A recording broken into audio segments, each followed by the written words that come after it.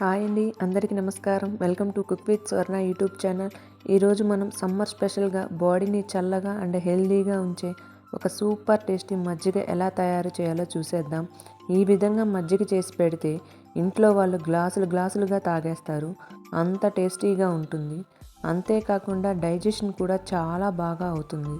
అయితే ఇంకెందుకు ఆలస్యం, మనం ప్రాసెస్ స్టార్ట్ చేద్దామా? ముందుగా ఒక కప్పు పెరుగు తీసుకొని ఇలా మజ్జిగలా చేసుకోవాలి. మజ్జిగ మరీ పలచగా కాకుండా మరీ చిక్కగా కాకుండా ఉండేలా చూసుకోవాలి.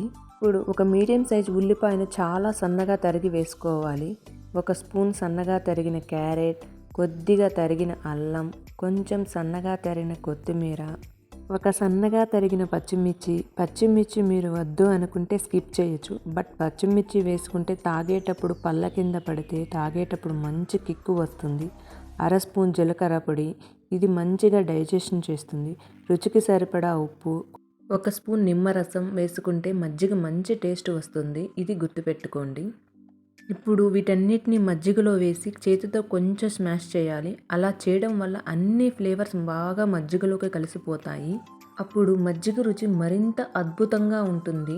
ఇప్పుడు మన టేస్టీ మజ్జిగ రెడీ అయిపోతుంది. దీన్ని గ్లాసులో పోసుకొని చల్లగా సర్వ్ చేస్తే ఒక గ్లాస్ తాగాక ఇంకో గ్లాస్ తాగాలనిపిస్తుంది.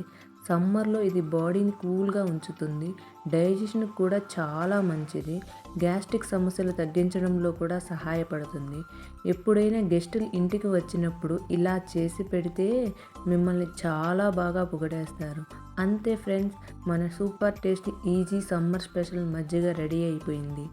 మీరు కూడా ఈ మజ్జిగను ట్రై చేసి మీకు ఎలా వచ్చిందో కమెంట్ బాక్స్లో తప్పక తెలియజేయండి.